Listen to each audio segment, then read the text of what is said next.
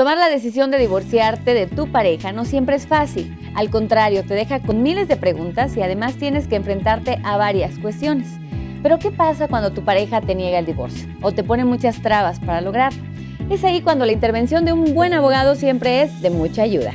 Es por eso que el día de hoy invitamos a nuestro abogado, el licenciado Cristian Cruz, para que nos oriente sobre qué podemos hacer en caso de que nuestra pareja se niegue a darnos el divorcio. Hola Cristian, ¿cómo estás? Muy bien, Andrea.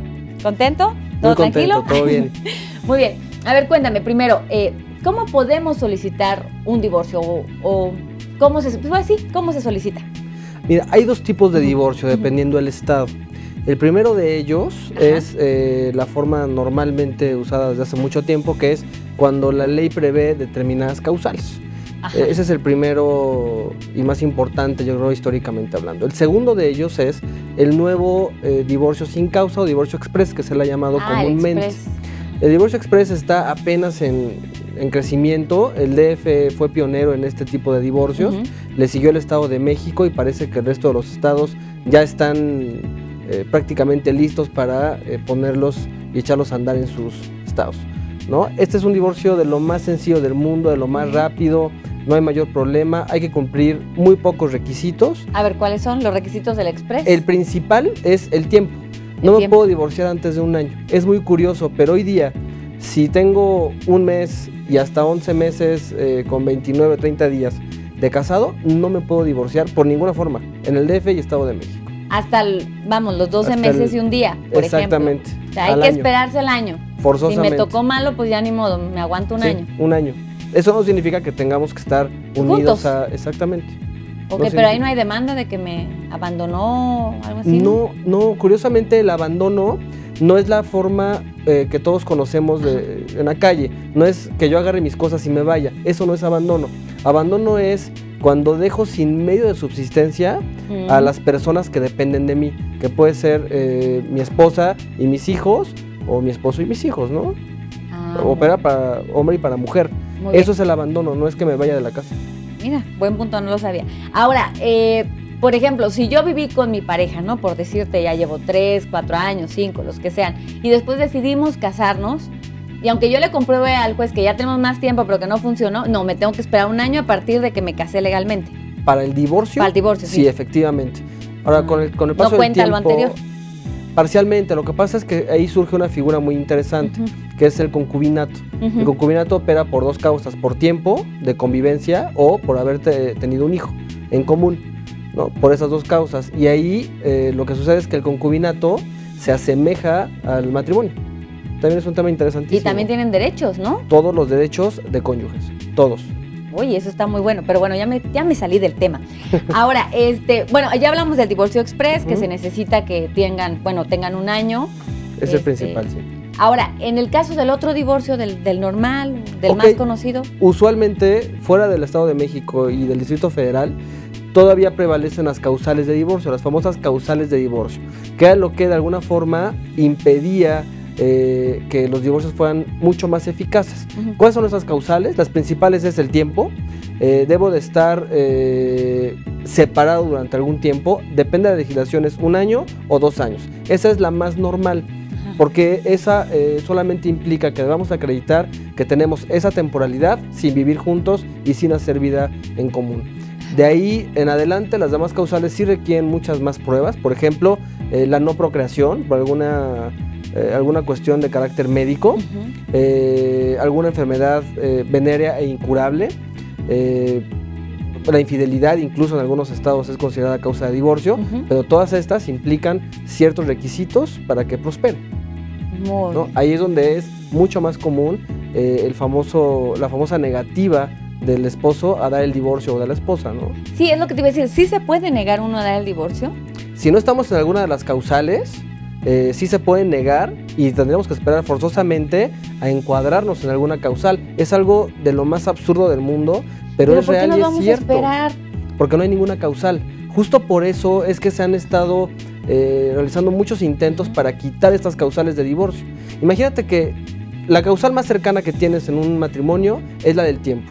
O sea, debo de esperar a tener 1 o 2 años, depende del estado, de separación y sin hacer vida en común.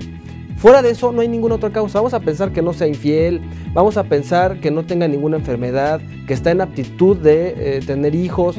No hay ninguna otra causal. Tenemos que esperar forzosamente 1 o 2 años. O que quiera él o ella firmar un convenio. Oye, y aquello que dicen, no, bueno, es que se divorciaron por diferencias irreconciliables. ¿Existe ese término acá o nada más es de Estados Unidos? En México no existe. En México no era las famosas diferencias irreconciliables.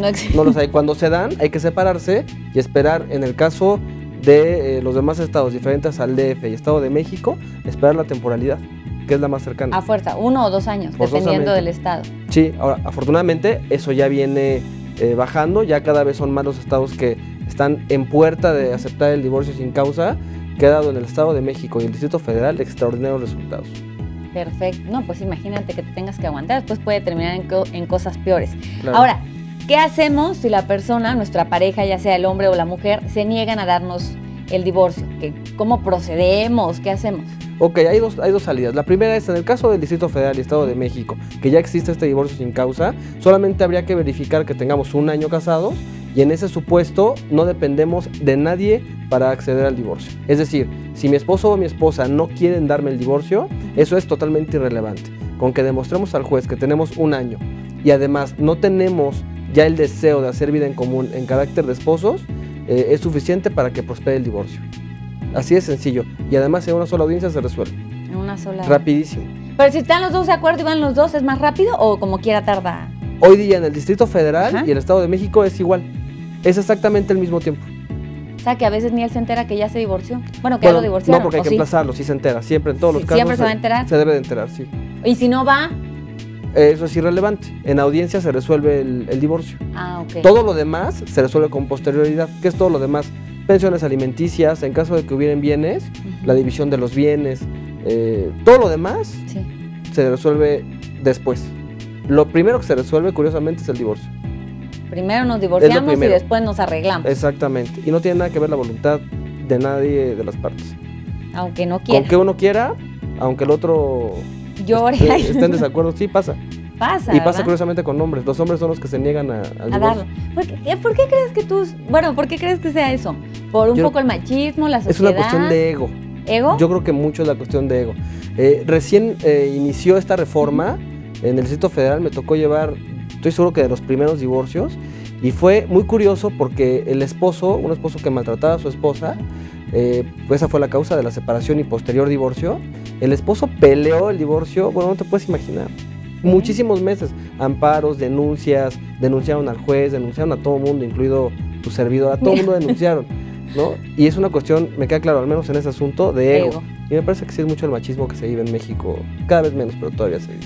Por supuesto que por lo que me dices son más las demandas de divorcio interpuestas por las mujeres. Sí. Vamos, son ellas la mayoría. Sí, es rarísimo, vivimos una época súper diferente a lo que se está viviendo de manera histórica, y hoy día quien más se divorcia o quien más tiene el deseo de terminar el matrimonio es la mujer. Es curiosísimo. Y también aumentaron los divorcios, ¿no?